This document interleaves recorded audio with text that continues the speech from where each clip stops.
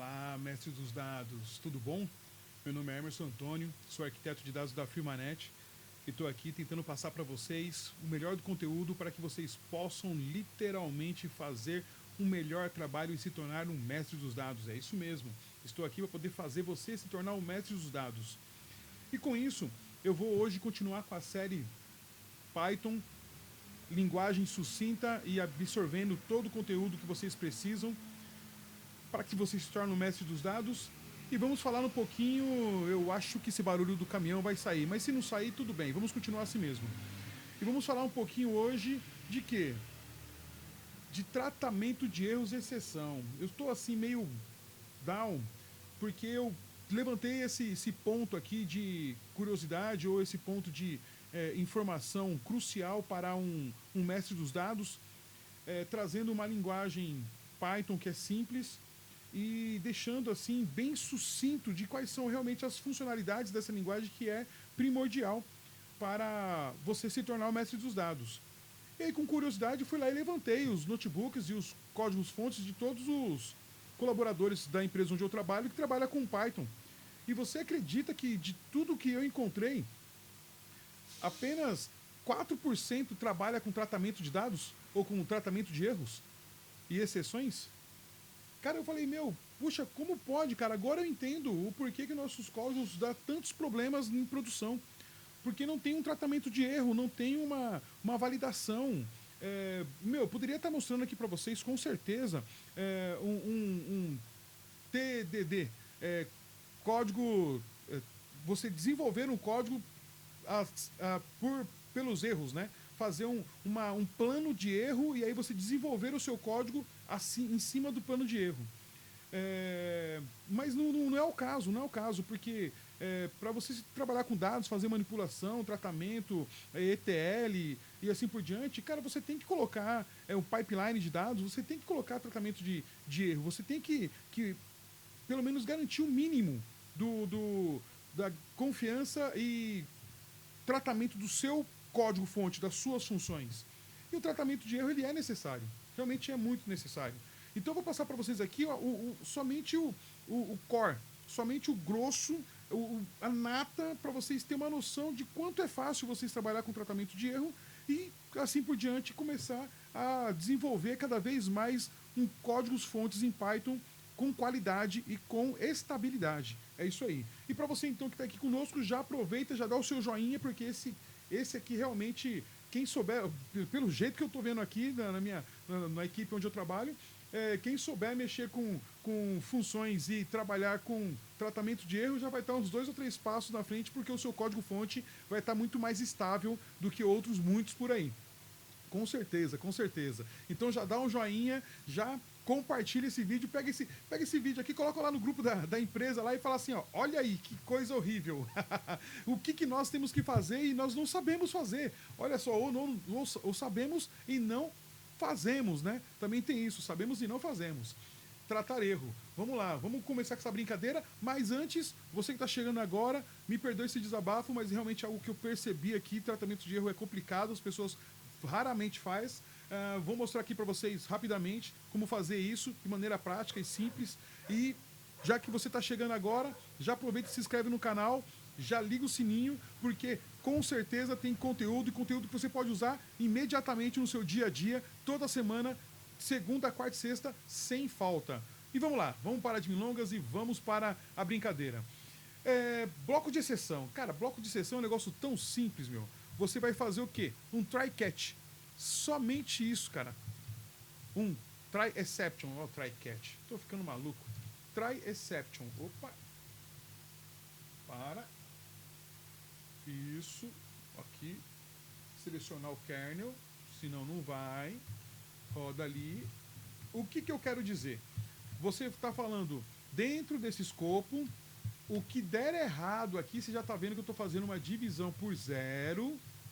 Eu quero que lance um erro. Ó, tentativa de divisão por zero. Estou colocando no comentário. Então, se você está fazendo uma função, uma rotina, e você sabe as perspectivas que possíveis erros que pode estar, cara, coloca um tratamento de erro, um exception, já coloca qual que é a classe que está encontrando esse erro, qualquer classe que está encontrando esse erro, e manda um print no log. Simples, cara, simples assim, ó. Olha o que ele vai fazer, ó. Ele não vai explodir, não vai quebrar, não vai derrubar o seu servidor, não vai destruir o seu código-fonte, ele vai imprimir lá no log. O máximo que vai acontecer é imprimir um monte de coisa no log, e aí depois você lê o log e consegue identificar isso aí com mais facilmente, sem danificar outras rotinas que poderia estar fluindo, né? Fluindo com o resultado ruim ou não do seu código-fonte. Então, o bloco de try exception, ele é feito desse jeito. É só dois comandos aqui, ó. O try, aí você coloca a sua função, sua rotina, o seu escopo todinho, e se caso der erro, caso você esteja mexendo com cálculos matemáticos, divisão, multiplicação, módulo e assim por diante, você coloca aí, ó, os módulos de exceções para cálculos matemáticos. No caso aqui eu estou colocando o divisão por zero, ele já vai lá e já imprime. Então o que ele fez? Mediante esse erro, ele vai identificar e vai imprimir. Ah, mas e se eu não tivesse colocado o try catch? O que ia acontecer? Ia acontecer isso aqui, ó. Ele ia dar um erro e ia parar o seu programa.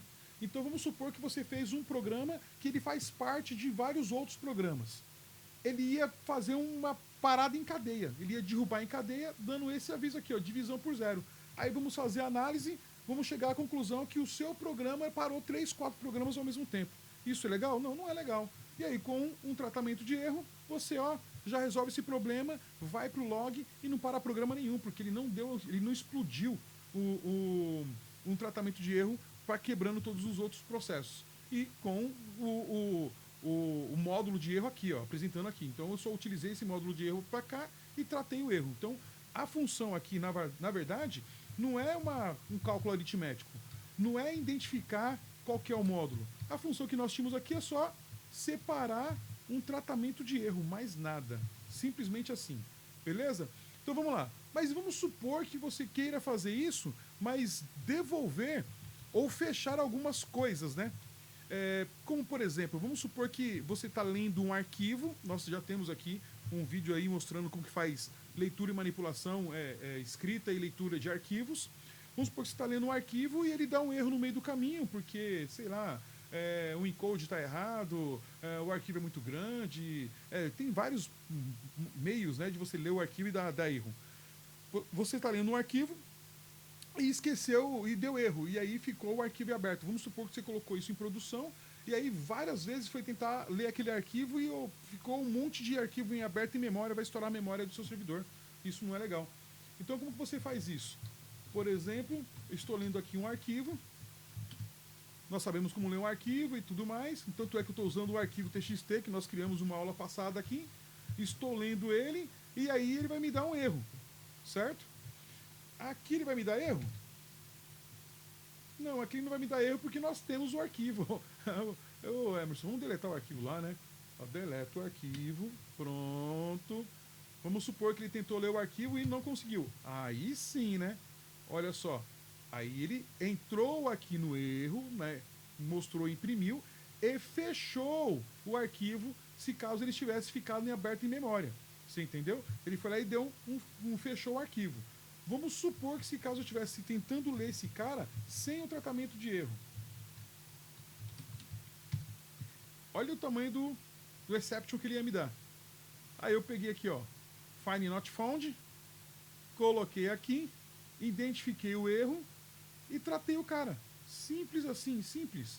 Não tem problema, apareceu o registro lá no log e você não vai ter mais dor de cabeça porque fechou até o arquivo que estava em memória, porque ele deu um open aqui, ó.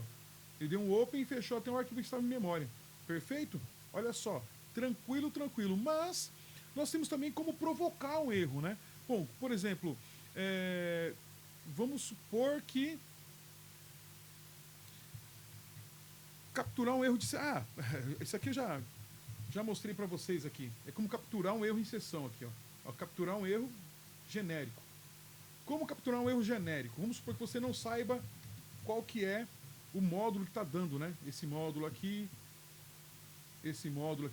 apesar que já ensinei vocês a como pegar os módulos, aqui, ó. Testando ele zerado, ele vai explodir o módulo e aí você utiliza eles. Mas vamos supor que você tem uma função muito louca lá, colocou um monte de parâmetros e tudo mais, você não sabe exatamente quais são os módulos que está trazendo, mas você quer tratar esse erro. Bom, então ao invés de você colocar qual é o módulo depois do exception, você coloca toda a sua bagunça e só coloca o print. Você não coloca o módulo, você não identifica o módulo. Então, qualquer exceção, isso é bom para um lado porque vai te assegurar a estabilidade para qualquer exceção, mas é ruim para um lado porque você, de repente, vai ter exceções que você não conhece e não sabe qual foi o motivo que deu o erro. E aí ele só vai imprimir lá no log que ocorreu um erro muito genérico, muito genérico. Eu não sou a favor de colocar dessa forma, mas em último caso, coloque dessa forma para poder garantir a estabilidade do seu programa. Mas eu sou a favor de você identificar qual que é o módulo para você ter certeza que o seu programa está estável mediante aquelas situações que você preveu. Isso é teste. Como você faz para poder provocar? Vamos supor que você está fazendo uma função e você recebeu uma função com dois parâmetros, com divisão, e você recebeu um valor negativo, né? Ou um valor menor, ou um valor zero. Vamos supor que você está querendo lançar da sua função, você quer lançar uma exceção. Eu utilizo desta forma assim, ó. Erase e coloco o módulo que eu quero. Valor errado, que eu estou trabalhando com valor, certo? Eu quero um valor idade e não pode ser idade negativa. Então eu já coloco um if, caso contrário, aí o que ele faz? Ele vai lá e me explode o erro. Isso é quando você está fazendo uma função e quer garantir que a sua função esteja com as informações corretas, que ele receba como parâmetro a informação correta. Aí você devolve uma explosão de erro. E aí vamos rezar para quem está chamando a sua função faça um tratamento de erro, identificando ou um erro genérico ou um módulo que você está passando de retorno. Mas e aí? Vamos supor que você está fazendo uma função que pode ter mais de um módulo. Mais de um módulo. Entende? Vamos supor, mais de uma maneira de dar erro, né? Como que você vai prever isso aí? Aqui, ó, na rotina, estou dividindo por zero. Ele pode ser um problema de aritmético ou pode ser uma divisão por zero. Qual que foi? Eu tratei os dois, não importa, entende? Eu já trato os dois e aí eu garanto que realmente, independente do que vier, eu tenho certeza que a estabilidade do meu programa está certo, está aderente. E no log vai estar guardando as informações. É claro, eu coloquei os print ali e tal, a gente pode colocar muito mais coisas ali, deixar o negócio muito mais profissional, mas isso aqui é só para você entender que é necessário o mínimo disso daí para que a gente possa deixar o seu programa mais estável e mais confiante para o seu gestor. Perfeito? Fechou? E vamos para o próximo, que ainda tem muito mais.